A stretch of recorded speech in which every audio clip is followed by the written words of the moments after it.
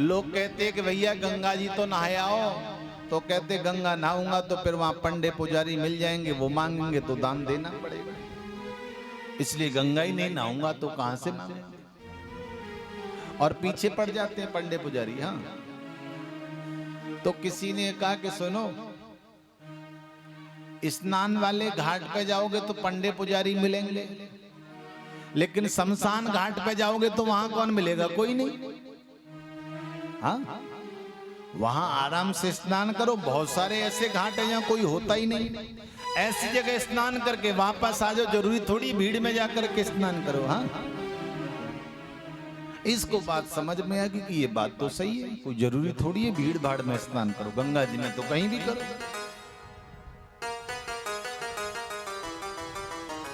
कंजूस होने की वजह से कई बार लोग नाम भी उपहास में रख देते हैं। लोग दानचंद कहते थे कि ये आ रहे हैं दानी।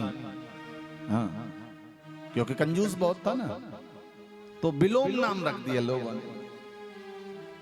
अब दानचंद जी ने विचार किया कि सुबह सुबह जाऊंगा अंधेरे में, ऐसा घाट ढूंढूंगा जहां कोई हो ही नहीं, मैं ही रहूं अकेला। हाँ, और स्नान करके डुबकी लगा के वापस। अब जैसे ही स्नान करने के लिए गया, 3 डुबकी लगाई, बाहर निकल करके आया और भगवान को लीला करनी थी, सोई भगवान ब्राह्मण बन करके आ गए, यजमान की जय हो।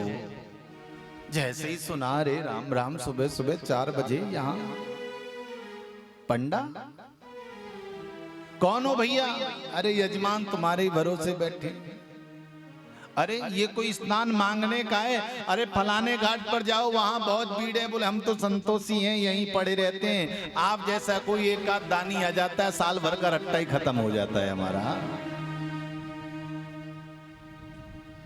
दानचंद बोला सुनो, मैं दान देता नहीं हूं, ये तुम्हें पता नहीं है।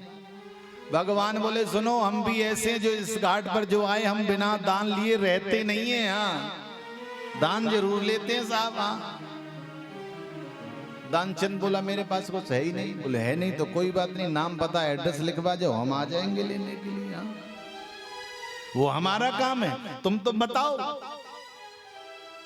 कितना दोगे, कितनी बोरी का दान करो। बोरी बोरी छोड़ो, तो 1 धेला दूंगा बस, और वो भी तब दूंगा जब मेरे यहां आओगे, उससे पहले नहीं दूंगा।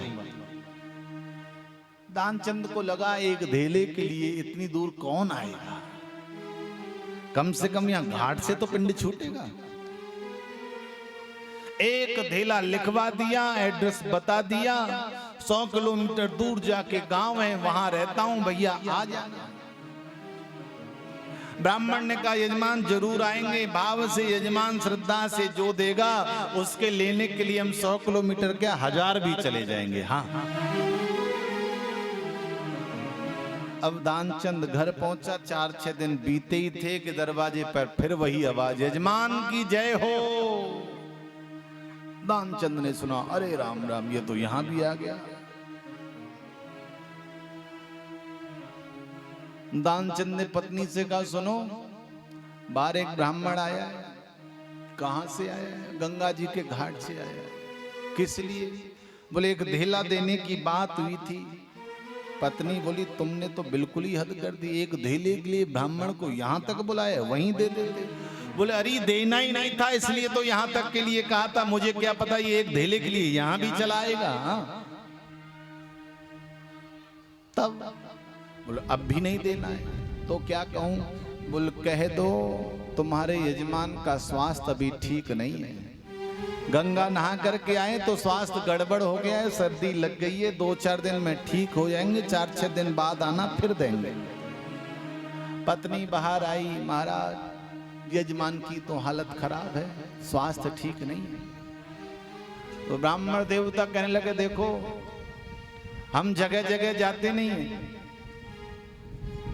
और हम ब्राह्मण हैं और यजमान का स्वास्थ्य ठीक नहीं है और हम चले जाएं तो हमसे बड़ा निकृष्ट अधर्मी और कौन होगा।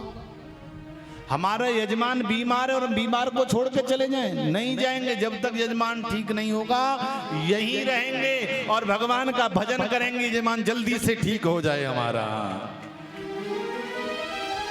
अब ये दानचंद अंदर पड़ा पड़ा सुन रहा है कि ये तो बड़ी कलेश है। यहां रहेगा, सुबह शाम खाएगा पिएगा, उससे ज्यादा का तो खा जाएगा। पत्नी अंदर गई, बोले सुनो, हाँ बोले ब्राह्मण तुमसे 21 है, कह रहा जब तक हमारा यजमान ठीक नहीं होगा यहीं रहेंगे। पत्नी से बोला जा करके कह दो यजमान तो पधार गए, है ही नहीं। पत्नी बोली कह दूं? बोले कह दे, धेला देना नहीं है, चाहे मरना मंजूर है यार। पत्नी ने जा करके कहा महाराज यजमान तो पधार गए। ब्राह्मण ने कहा अरे राम राम राम, अब देखो हम यहाँ आ ही गए हैं, अब ब्राह्मण चल बसे तो कम से कम उनका दाह संस्कार करा के ही जाएंगे, उससे पहले कैसे चले जाएं।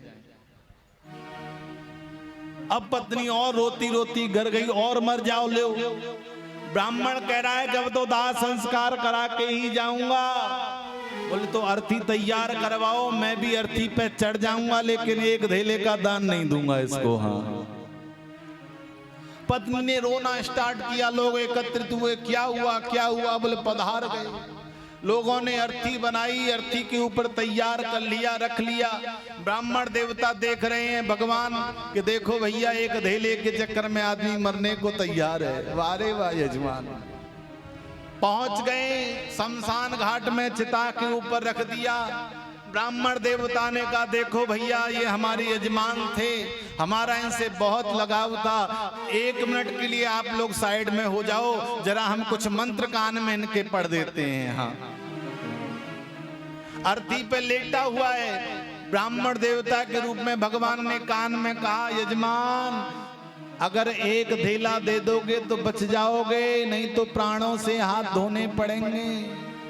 यजमान बोला चाहे प्राण निकल जाए, चिता में जल जाऊं, लेकिन एक धेला नहीं दूंगा तुमको। हाँ, उसी समय भगवान प्रकट हो गए। बोले भक्तवत्सल भगवान की।